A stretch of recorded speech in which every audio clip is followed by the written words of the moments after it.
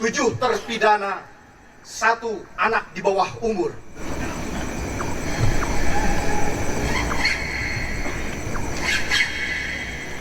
Pembukaan. Dramaturgi keadilan rakyat adalah kitab yang diramu dari undang-undang yang berkedaulatan rakyat dengan berdasar kepada ketuhanan yang Maha Esa. Kemanusiaan yang dicari oleh gelintir manusia yang percaya adil dan beradab masih ada. Dan selalu ada dalam persatuan rakyat yang bernaung di bawah negaranya tercinta, serta kerakyatan yang dipimpin oleh hikmah kebijaksanaan dalam permusyawaratan serta perwakilan yang mewujudkan suatu keadilan sosial bagi seluruh rakyat yang mencintai negerinya. Maka kitab ini kemudian ditujukan untuk menimang praktik kesewenang-wenangan yang bernaung di bawah hukum yang seolah-olah adil dan beradab itu, serta telah disahkan menjadi undang-undang versi segelintir orang. Hidup rakyat yang mencintai negerinya. Tentang amandemen akal nurani penegak hukum.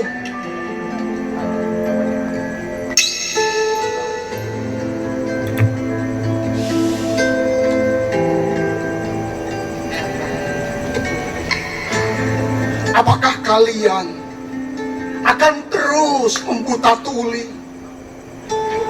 bahwa keadilan sosial bagi seluruh rakyat telah direkayasa oleh segelintir orang yang mengatasnamakan hak keadilan untuk semua orang? Jika demikian, kalian tidak bela orang-orang 65 dibunuh, orang-orang Petrus dibunuh, orang-orang 98 dibunuh, Masina dibunuh, Sum Kuning, Sengkonkarta,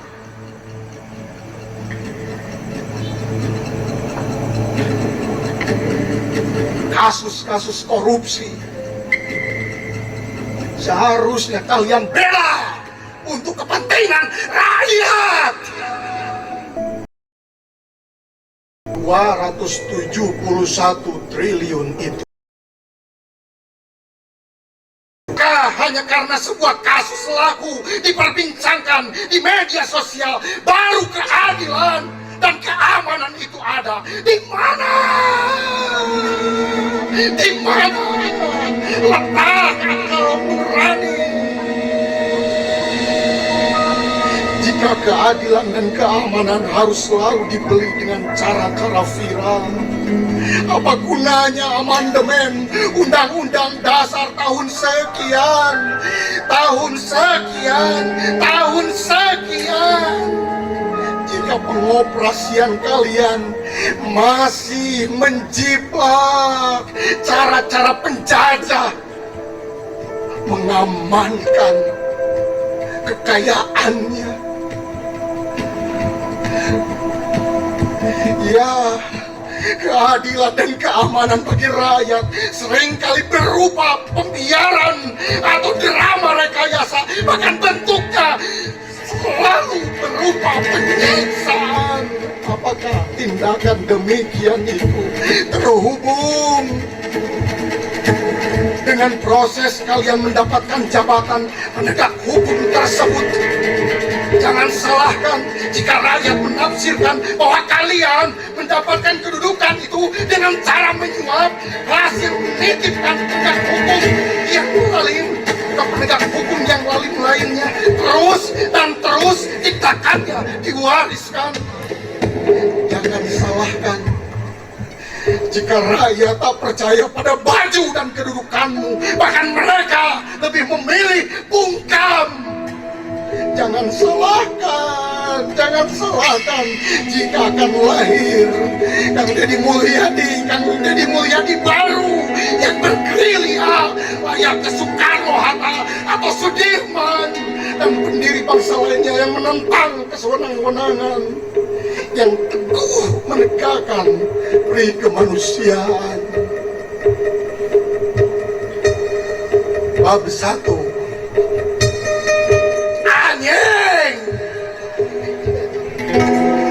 Anjing goblok.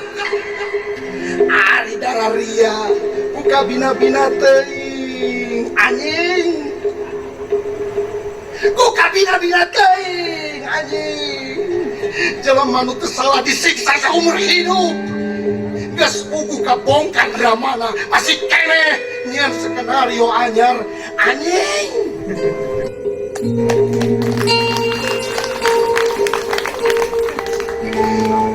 7 tukang bangunan, 1 anak di bawah umur dijebloskan ke penjara oleh skenario sinetron buatan manusia kesurupan, dan 3 saksi yang diorder 1 penegak hukum dan 3 DPO yang tak siapa dicari-cari dan dicocok-cocok demi memenuhi penyidikannya, hanya karena anak si mata wayangnya mati secara tidak wajar, sehingga ia menafsirkannya secara sewenang-wenang dan tidak profesional. Maka potret pengungkapan kasus ini dimulai dari kesewenang-wenangan berpikir, dioperasikan dengan cara-cara intimidatif, iming-iming, tipu muslihat, lalu jadilah kualitas keterangan terdakwa aneh bin ajaib anjing.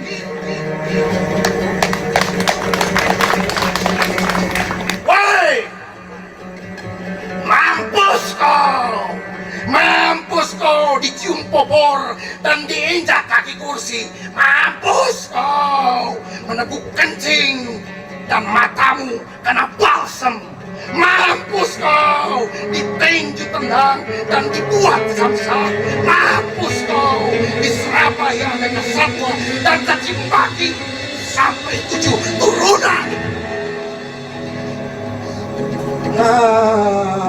Ari dararia menikah cida, ari dia jelema. Jangan salahkan jika suatu saat rakyat menyatakan sikap. Saudara-saudara,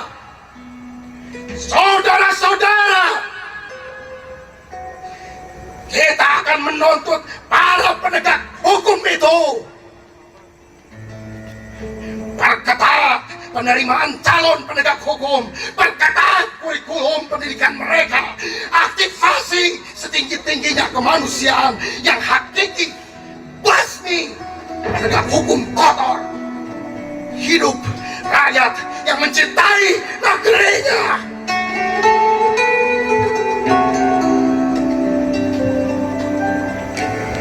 Bab 2. Saciduk metu saucap nyata.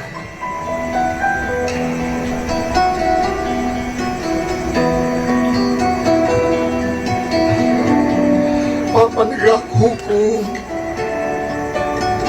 apa salahnya anak saya? Bruk,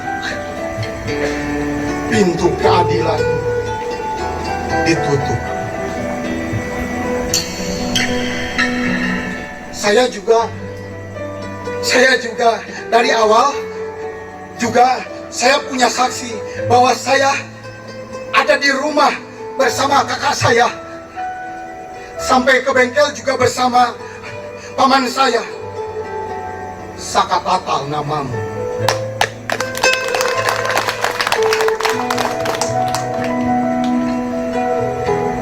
jiwa kecil yang terluka, terseret arus hukum yang buta tuli, terjebak dalam jeratan salah yang tak kau buat, yang tak bisa kau gugat. Tatapan matamu penuh tanya, mengapa dunia seakan berpaling muka? Hukum untuk keadilan menjadi bayang-bayang kelam yang menakutkan, mencipta trauma. Mungkin setiap orang seolah mengacungkan pisau tuduh kepada aku. Setiap orang seolah mengoyak tubuh kecilku.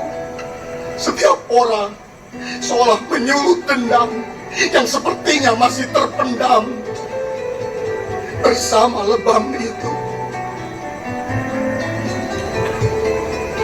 Luka batin, bom waktu, bom pilu,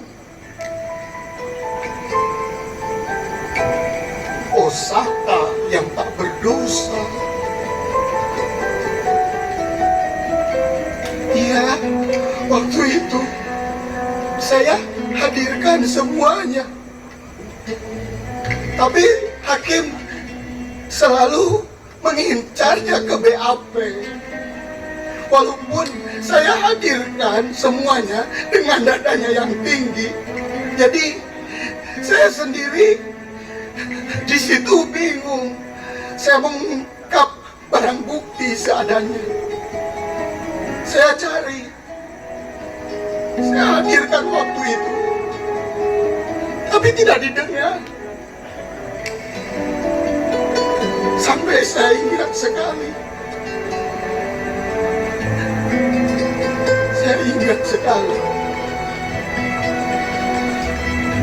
selalu rakyat kecil itu terbang.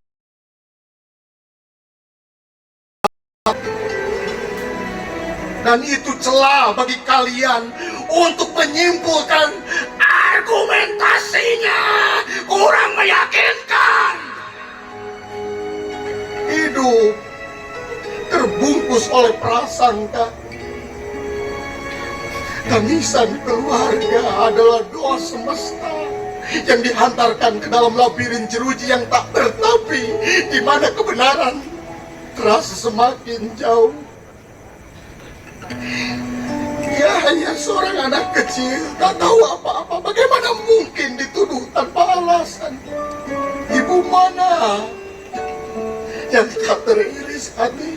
Ibu mana yang rela anaknya dinista hanya pada sujud dia mengudar duka dan memohon kebenaran? Hanya kebenaran. Duh Gusti,